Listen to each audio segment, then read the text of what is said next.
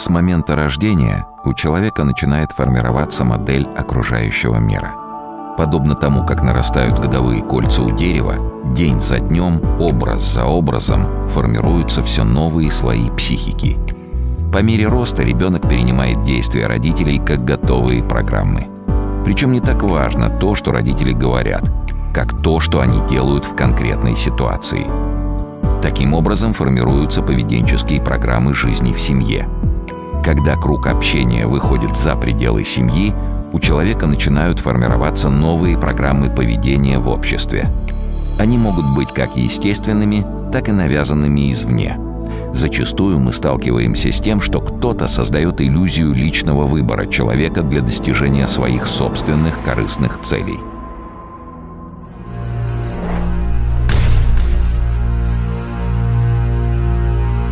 В 1964 году пост генерального секретаря ЦК КПСС занимает Леонид Ильич Брежнев. Он приносит с собой простой и отработанный им еще в Казахстане способ пополнения бюджета за счет продажи алкоголя, так называемыми «пьяными деньгами». Планово наращивалось производство алкоголя, строились новые виноводочные заводы. Производство алкогольной продукции в стране увеличилось на 700%. Как же удалось убедить одну из самых трезвых стран Европы отдавать свои деньги за алкоголь? А ведь Россия традиционно была самой трезвой страной в Европе. На протяжении 400 лет мы пили меньше всех.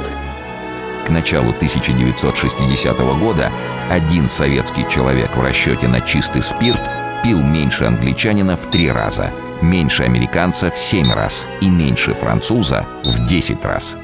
В стране разворачивается пропаганда умеренного употребления алкоголя, так называемая концепция культурного питья. Людей надо было заставить пить спиртное, убедив, что это нормально и даже хорошо. Отлаженная советская пропаганда планово начинает наполнять кинофильмы сценами употребления алкоголя, вбивая в головы наших граждан новые образцы поведения. Врачи рекомендуют. Успокаивает нервную систему, расширяет сосуды. Пейте. По всей стране специально подготовленные лекторы ведут просветительскую деятельность, рассказывая о том, как правильно культурно употреблять спиртное, навязывая людям так называемый ложный или псевдовыбор. Предлагают 2 варианта – либо стать алкоголиком, либо умеренно пьющим. Вариант совсем отказаться от алкоголя не предлагается. Все, конечно же, выбирают стать культурно пьющими. В результате за 20 лет уровень потребления алкоголя на душу населения увеличился в 4 раза – с 3 литров в 1960 году до 10,8 литра в 1980. Население огромной страны начинает считать алкоголь частью своей повседневной жизни, традицией, считать это своим личным выбором.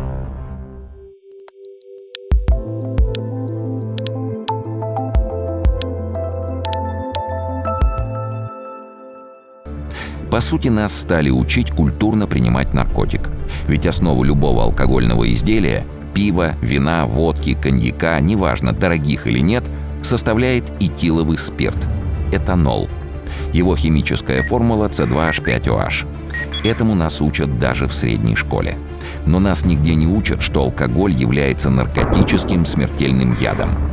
Между тем, ГОСТ, принятый в СССР еще в 1972 году, прямым текстом утверждал: этиловый спирт – это легко воспламеняющаяся, бесцветная жидкость с характерным запахом. Относится к сильнодействующим наркотикам, вызывающим сначала возбуждение, а затем паралич нервной системы. Интересно, что с развертыванием пропаганды употребления алкоголя ГОСТ неоднократно переписывали. Вот какие изменения вносятся в ГОСТ в 1982 году. Этиловый спирт – легко воспламеняющаяся бесцветная жидкость с характерным запахом. Относится к сильнодействующим наркотикам. И в 1993 году. Этиловый спирт – легко воспламеняющаяся бесцветная жидкость с характерным запахом. Как мы видим, за 20 лет полностью исчезли из первоначального определения слова о том, что он относится к сильно действующим наркотикам, вызывающим сначала возбуждение, а затем паралич нервной системы. С фармакологической точки зрения действие алкоголя на организм является типичным действием наркотического типа. Алкоголь – это та же наркомания, только, будем говорить, немножко в другом виде.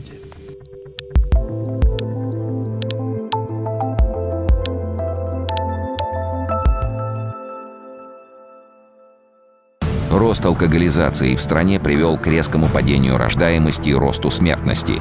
Но кроме этого, наша страна столкнулась с более серьезными последствиями от скрытой алкогольной пропаганды. С 60 по 80-е годы в нашей стране количество детей с физическими и умственными отклонениями выросло в разы. Каждый из нас обладает уникальным кодом своей индивидуальности – кодом ДНК. В ДНК зашифрованы все параметры нашего организма посредством очень сложных комбинаций генов. И если человек повреждает любой из генов, этот ген уже никогда не восстанавливается. В каждой клетке нашего организма находится 46 хромосом, но в половых клетках их 23. При соединении мужской и женской половых клеток хромосомы объединяются. У женщин число половых клеток в яичниках ограничено. Яйцеклетки формируются до рождения и в первые 3 года жизни девочки. Если эти клетки повреждаются, например, алкоголем, то они уже никогда не восстанавливаются и не обновляются. Даже малые дозы алкоголя повреждают оболочку яйцеклетки и, проникая внутрь клетки, разрушают структуры ДНК.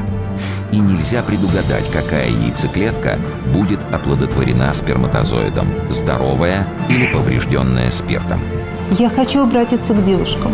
Отдавайте себе отчет, что употребление алкоголя в любых формах и даже самых незначительных дозах неминуемо наносит вред вашему будущему ребенку.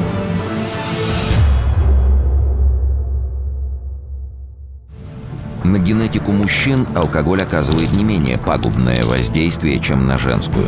Дело в том, что в семенниках мужчин в их сперматогенном эпителии образуется от 3 до 10 миллионов сперматозоидов в день. Сперматогенный эпителий – это самая быстро делящаяся ткань в организме, и в первую очередь на нее действует алкоголь, который является сильнейшим мутагеном. И если из крови человека алкоголь уходит примерно через сутки, то в некоторых внутренних органах, например, мозг, поджелудочная железа и половые органы, алкоголь будет держаться 25 дней. За это время произойдет около 125 миллионов делений сперматозоидов. Под влиянием алкоголя практически все поделившиеся половые клетки мужчины будут серьезно повреждены. Если происходит регулярный прием алкоголя мужчиной, то через несколько лет в его семенниках почти не останется ни поврежденных, ни мутантных сперматозоидов. Вот что об этом сказал наш известный соотечественник, выдающийся врач-хирург, академик Федор Григорьевич Углов. Под угрозой находится генетический код нации, а он-то и есть ее главное сокровище.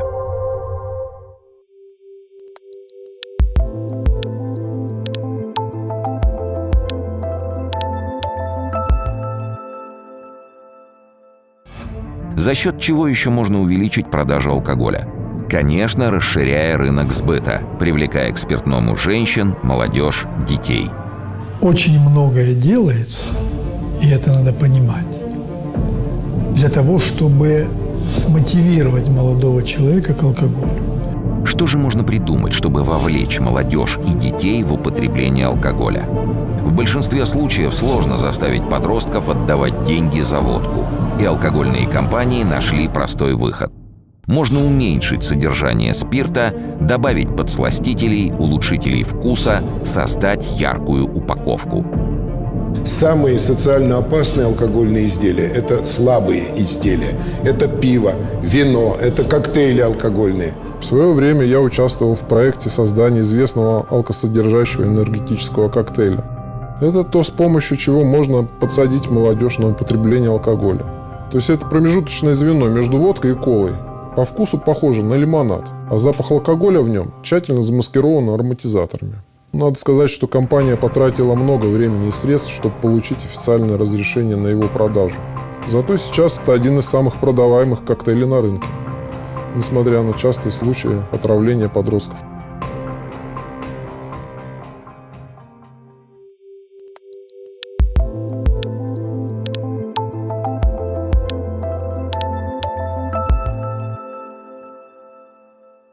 особая головная роль в деле наркотизации молодежи принадлежит пиву и пивному образу жизни. Пиво является по факту не только самым опасным алкогольным изделием, но еще и средством разрушения гормональной системы. В этом виноват один из компонентов пива – хмель. Именно он придает пиву специфический горьковатый привкус. Но самое интересное, что хмель содержит фитоэстрогены, растительные аналоги эстрогенов, женских половых гормонов. В сутки в организме здоровой женщины вырабатывается примерно 0,3 мг эстрогенов, половина крупинки сахара. Но этого количества вполне достаточно, чтобы женщина оставалась женщиной. Содержание фитоэстрогенов в 1 литре пива в 100 раз больше, до 36 мг. От переизбытка этих гормонов у женщины развиваются тяжелые эндокринные нарушения. Рост волос на лице, ожирение, огрубение голоса. Чем раньше девушка приобщается к пиву, тем меньше у нее шансов родить здорового ребенка. При варке пива, даже безалкогольного пива, в раствор пива добавляют хмель. А хмель – это наркотическое растение, ближайший родственник конопли. Так вот, при выварке хмеля в раствор пива, даже безалкогольного, вывариваются вещества, которые называются фитоэстрогены. У мужчин фитоэстрогены пива подавляют выработку тестостерона, мужского полового гормона. Постепенно в организме мужчины начинают доминировать женские гормоны. У любителя пива со временем растет живот. Развивается очень опасное для здоровья висцеральное ожирение. Набухают грудные железы, пропадает влечение к женщинам, развивается половая слабость. Больше всех в Европе от пива пострадали Германия и Чехия. И в Чехии самая популярная поговорка о пиве такая: «Любитель пива подобен арбузу. У него растет пузо, но отсыхает кончик». Кончик отсыхает. Очень тонкое наблюдение сделали чехи насчет пива. По женскому типу на бедрах и талии откладывается жир. Мышечная масса также замещается жиром. И у любителя пива смещается гормональное равновесие в сторону женского начала. То есть он из мужика потихоньку начинает превращаться в бабу.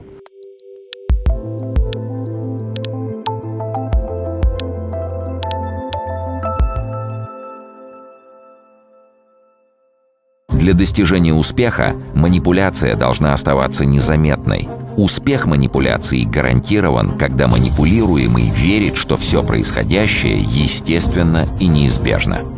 Короче говоря, для манипуляции требуется фальшивая действительность, в которой ее присутствие не будет ощущаться. Эффективнее всего эту фальшивую действительность создают средства массовой информации. Они являются ретрансляторами авторитетных мнений, которые принимаются людьми, а затем воспринимаются ими как свои собственные. Они действуют в обход сознания человека. Вот что об этом пишут сами представители рекламы. Скрытая реклама позволяет воздействовать на ваших потребителей ненавязчиво, но эффективно. Она воспринимается людьми не как реклама, а как обмен информацией по интересующему их вопросу и потому не вызывает отторжения. Методы скрытой рекламы идеально подойдут для продвижения товаров, реклама которых ограничена законом – спиртное, табак, медикаменты и так далее. За скрытую рекламу алкогольной продукции компании платят огромные деньги. Многие сцены в фильмах, сериалах и ток-шоу специально создаются по заказу производителя алкоголя. По приблизительным оценкам, показ или упоминание о продукции в сериале стоит от $100 тысяч США, в реалити-шоу от 150 тысяч, в художественном фильме от 200 тысяч, в книге от 5, а в компьютерной игре от $3000. Существует множество фильмов и сериалов, наполненных сценами употребления алкоголя. Перед нами предстают герои, ненавязчиво употребляющие спиртное, обсуждающие какое-то событие в своей жизни за рюмкой спиртного. Я прошу обратить внимание на все наши многочисленные сериалы, совершая подвиги, спасая людей, будучи благородным в своем поведении, защищая Родину, при этом пьет. Это циничная, очень подлая схема вовлечения молодого человека в потребление алкоголя. Мы начинаем подражать им, неосознанно перенимая их поведение. Экспериментально доказано, что рекламному бренду достаточно на 2 секунды появиться на экране, чтобы запечатлеться в нашем подсознании. Через кино, сериалы, телешоу организован такой поток образов, что ресурсов психики не хватает, чтобы их критически оценить. В результате они проникают в подсознание. Человек думает, что это нормально, раз так делают все. Если многие пьют, значит, можно и ему. Посмотрев сцены сериалов, изобилующих употреблением алкоголя, у подростков, юношей и девушек складываются определенные стереотипы относительно норм употребления алкоголя. Употребление алкоголя начинает восприниматься молодыми людьми как некая норма, некий атрибут повседневной социальной жизни.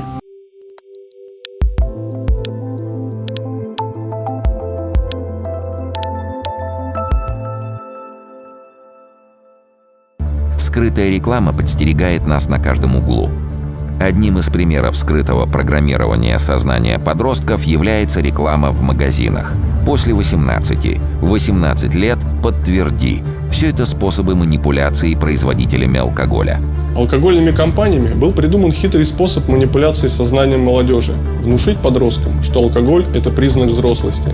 И обратите внимание, все вот эти стикеры до 18 лет, 18 лет подтверди, распространяют сами алкогольные компании. Вот что написано об этих стикерах на сайте одной из крупнейших международных пивоваренных компаний.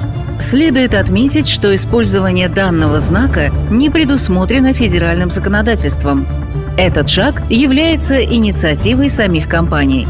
Для нашего холдинга акция «После 18» является логическим продолжением его социальной политики, направленной на пропаганду ответственного потребления пива. А вот, скажем, до 18 лет запрещено продавать и употреблять алкоголь. А значит, алкоголь – это признак взрослых. Значит, после 18 разрешено.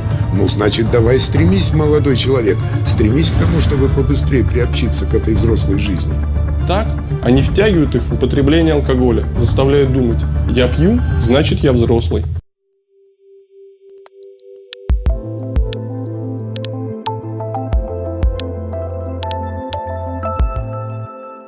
Что еще можно сделать, чтобы втянуть подростков в алкогольную зависимость и заставить их отдавать свои деньги за спиртное?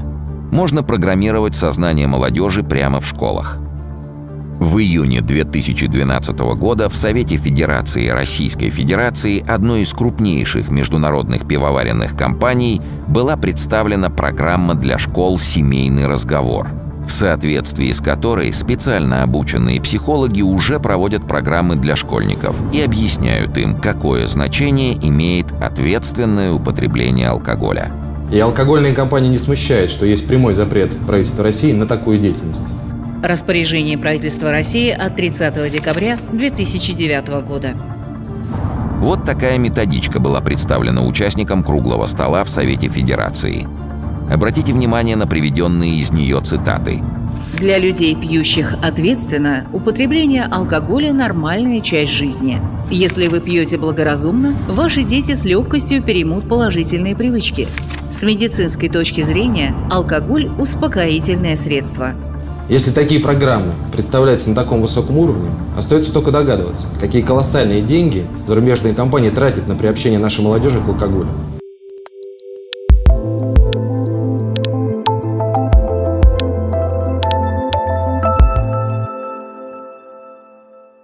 Что же это за прибыли и сверхприбыли от продажи алкоголя, о которых мы все слышим?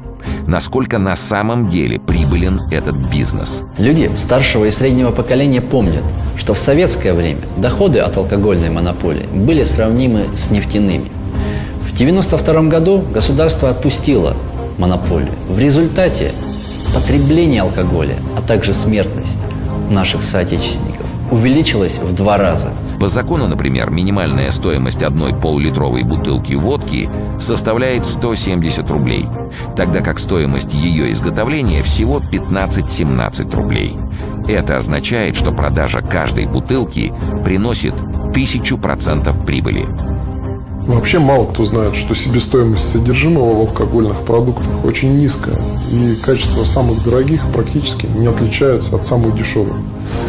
Но эта тайна, она доступна только специалистам из этой отрасли.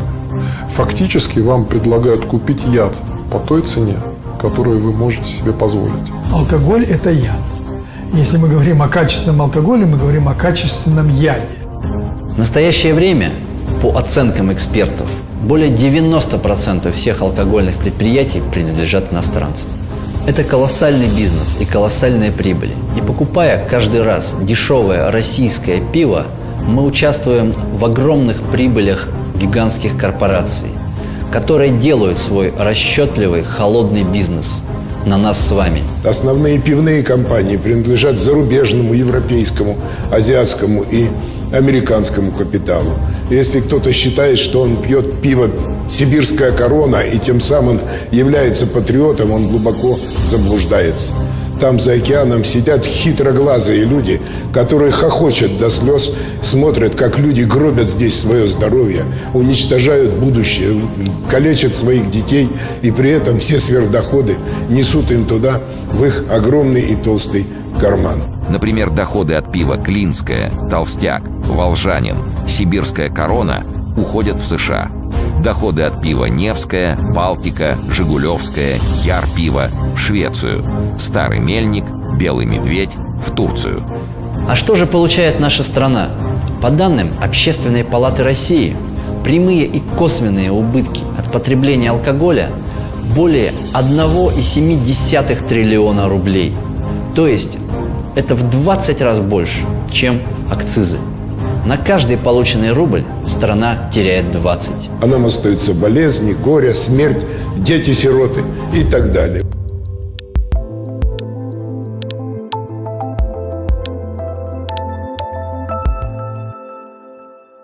Что еще получает Россия от продажи алкоголя? 82% убийств, 75% самоубийств, 50% аварий, 50% изнасилований происходит в состоянии алкогольного опьянения. По данным Министерства здравоохранения России за 2010 год, среди 16 миллионов школьников 2/3 имеют серьезные отклонения в состоянии здоровья, а абсолютно здоровых детей всего 4%. Сегодня каждая 5-я семья в России бесплодна. По мнению врачей, основная причина этого – употребление алкоголя. На недавнем конгрессе, посвященном репродуктивному здоровью, прозвучала такая ужасная цифра, что 40% молодых супружеских пар в Москве бесплодны. Ежегодно в России около 700 тысяч человек преждевременно умирает от тех или иных последствий употребления алкоголя. Это население целого регионального центра, такого как Барнаул или Томск. Еще пример. За все 10 лет боевых действий в Афганистане погибло около 15 тысяч советских военнослужащих. А от алкоголя в нашей стране ежедневно погибает около 2000 человек. То есть за неделю от алкоголя умирает столько же россиян, сколько за 10 лет войны в Афганистане.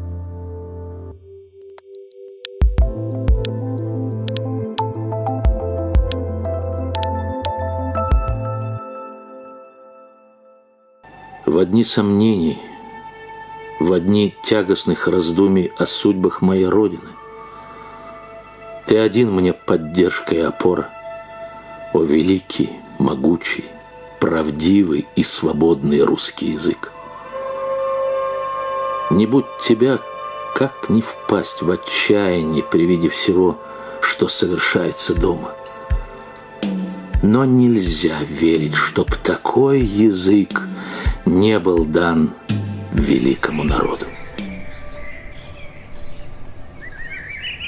Представьте, как быстро изменится наша страна, если мы перестанем верить в этот ужасный бред, навеянный западными маркетологами, о том, что умеренное употребление алкоголя не вредно, и алкоголь – наша национальная традиция. Количество смертей в России сократится на 700 тысяч в год. Настолько же увеличится рождаемость. Будут предотвращены десятки тысяч тяжелых аварий и уголовных преступлений. Будут сохранены сотни тысяч семей. Дети перестанут становиться сиротами, попадать в детдома или проходить ад воспитания пьяными родителями. Практически перестанут рождаться больные дети. Да и взрослые люди забудут про множество заболеваний и станут жить в десятки раз богаче. В нашей стране уже был положительный опыт трезвой жизни. С 1914 по 1925 год в России 11 лет был сухой закон. К чему он привел, можно узнать из трудов врача Введенского. В своем труде «Опыт принудительной трезвости» он приводит статистику по изменениям, которые наблюдал всего через год после введения сухого закона.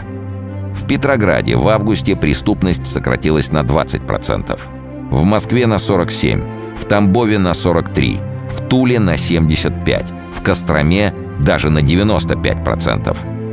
Количество преступлений такого рода, как убийство, нанесение увечий, ран и других телесных повреждений, сократилось почти на 60%. Во всех отраслях промышленности, как мелкой, так и крупной, констатируется повышение производительности труда от 30 до 60%. А вот какие изменения произошли после принятия полусухого закона в 1985 году.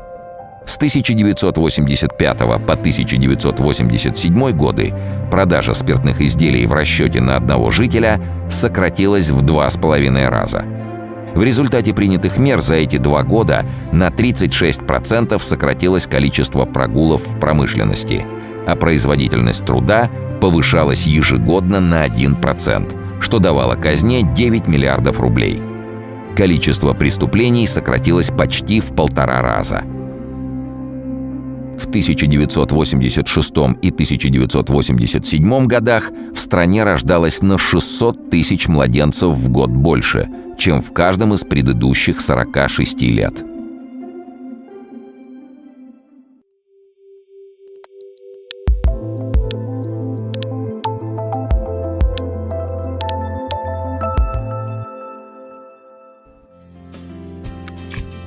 Мир, который нас окружает, очень сложный и очень точный механизм. В любом механизме, например, в часах, не бывает ни одной лишней детали, которая была бы положена туда просто так. Каждая деталь имеет свое предназначение. Точно так же каждый из нас индивидуален и обладает собственной уникальной неповторимостью. Каждый из нас отмечен каким-то талантом и приходит в этот мир с определенной целью. Но, используя техники и алгоритмы манипуляции, нас уводят от нашей миссии, навязывают нам свои цели, используют в своих интересах. Нам навязывают ложную информацию, чужие желания и выдают их за наш собственный выбор, отнимая у нас нашу судьбу. Но выбор все равно остается за каждым из нас. Необходимо быть внимательным к себе, к окружающей нас информации. Учиться формулировать свои собственные цели. Учиться задавать себе вопросы. Кто я? Зачем я поступаю так или иначе? Зачем я пришел в этот мир? Только так можно добиться успеха в жизни и не идти на поводу у навязанного мнения. Стать по-настоящему свободным и счастливым человеком. Раскрыть свой потенциал. Стать самим собой.